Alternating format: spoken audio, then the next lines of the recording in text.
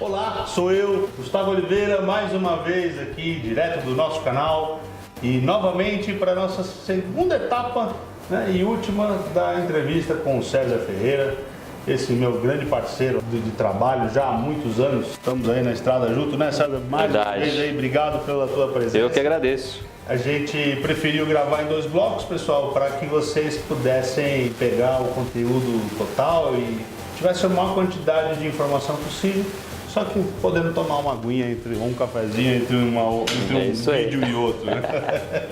César, então a gente está falando aqui de planejamento sucessório, lembrando vocês aí da importância disso, você é empresário, você é empreendedor, precisa pensar nisso. Porque senão vocês vão deixar o teu contador doido e tua família que ficar doido se você bater com as 10. Com certeza, com certeza. Pessoal, então vamos lá. César, fala pra gente assim, vantagens que o empresário pode ter contratando esse seguro. Fala pra gente. Lógico que antes da contratação tem toda uma análise, uma aprovação. A gente não garante que vai ser aprovado, evidente.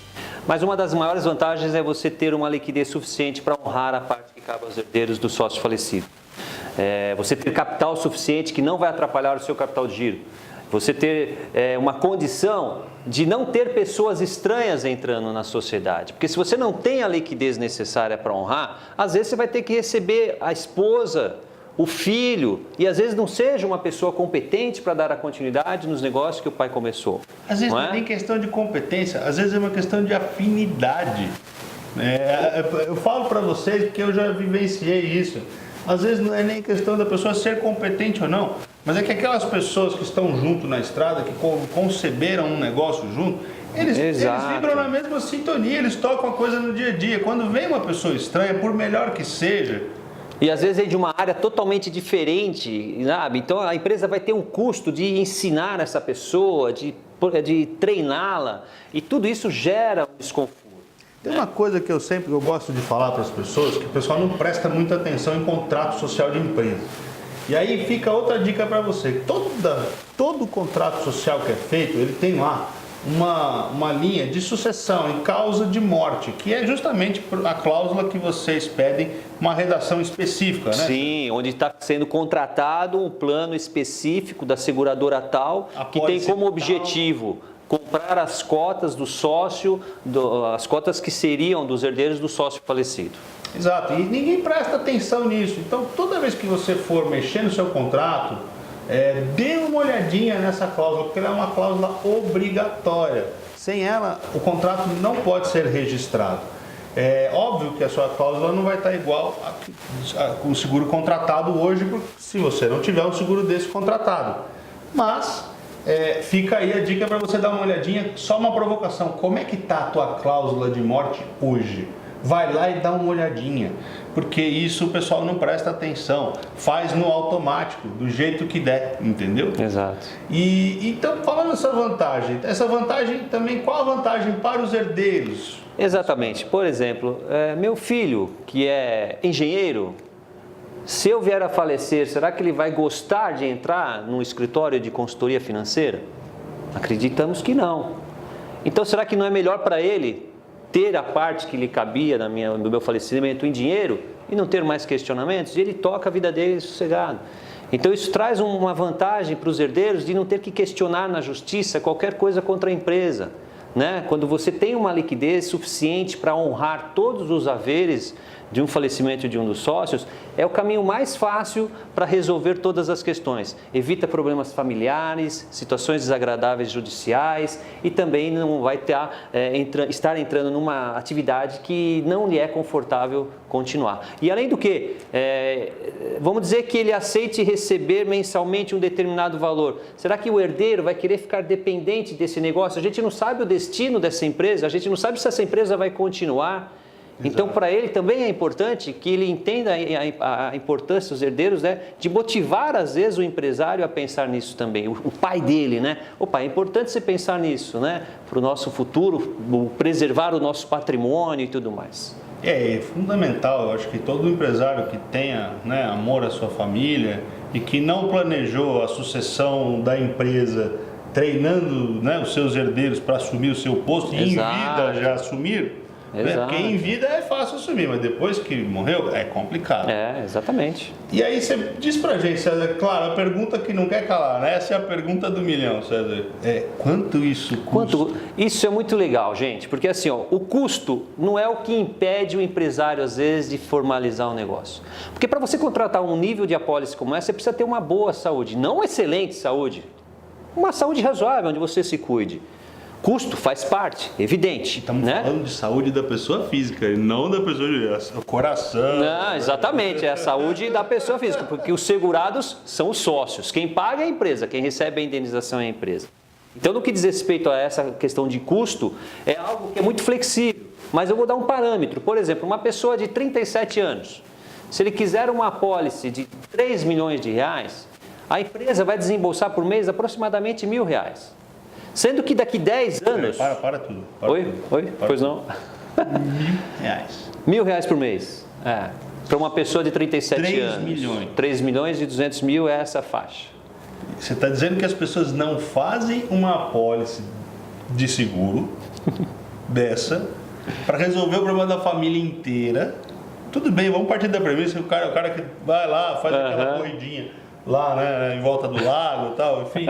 Mas você está dizendo para mim que o cara não faz uma apólice de cobertura de 3 milhões por causa de míseros R$1.000? Isso não é um impeditivo, não é um impeditivo. O impeditivo, às vezes, é a saúde. Né? Bom, okay. Esse é a saúde da pessoa, mas é verdade. E esse valor a gente tem condições de ficar mais agradável ainda para você. Por quê? Porque a partir do momento, daqui 10 anos, vocês entenderem que não faz mais sentido ter o seguro, que vocês resolveram vender a sociedade, ou a empresa fechou as portas por questões financeiras, você pode resgatar esse valor. Não é a melhor forma de investimento, não é a melhor forma de se aplicar dinheiro. Mas esse exemplo que eu dei aqui, em 10 anos, ele pagando esse valor, sem aumento de faixa etária, porque esse tipo de plano não tem aumento por faixa etária, a pessoa resgata um bom montante. Então diz para mim uma coisa, César, se tiver uma crise financeira, né, o caixa apertar, porque o Brasil tem seus altos e baixos, a gente sabe disso. Com certeza. Tem alguma coisa então que eu posso fazer? Eu não vou perder a minha cobertura? Ou Legal esse ponto. Como você falou muito bem, a SUSEP hoje permite que as seguradoras trabalhem com alguns benefícios maravilhosos que trazem toda essa tranquilidade. Então, por ser um produto resgatável, o que é o resgatável? Que te devolve o valor quando você não quiser mais o seguro. Existe uma sobrevida de apólice que pode garantir a continuidade do plano, mesmo que você ligue para a seguradora e fale assim, olha, minha empresa quebrou, estou sem condições de pagar no momento, o que eu posso fazer em relação ao seguro? Você vai ter duas opções.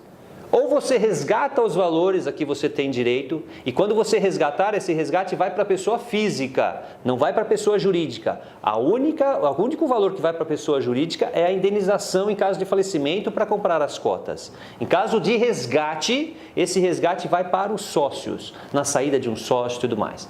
Então, você vai ter duas opções. Ou você resgata todo o plano e cancela-se a apólice e a proteção, ou você solicita uma sobrevivência de apólice, uma sobrevida. O que seria isso? É você permitir que a seguradora utilize as reservas que você tem direito para custear a apólice por mais 5, 6, 7, 8, 10 anos, dependendo o período que ela tenha e também dependendo do saldo que ela tem lá de reserva. Resumindo, esse é um produto avançado, né? Com certeza, nível de primeiro mundo. Nível de primeiro mundo, que garante cobertura, mesmo que você porventura tenha alguma dificuldade financeira, você tem mecanismos para poder contornar esse problema, ou seja, só não faz quem não pode por uma questão de saúde, né?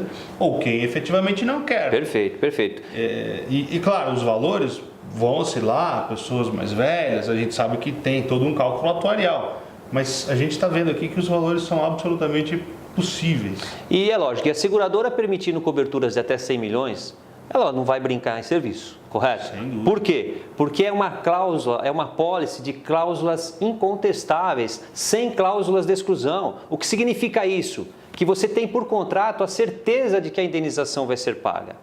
E isso é fundamental num seguro de vida. Verdade. Não vai ter aquelas entrelinhas que falam, se morrer desse jeito, se morrer daquele jeito. Qualquer tipo de morte ela vai ser paga, a indenização. Existem carência? Existe, para suicídio.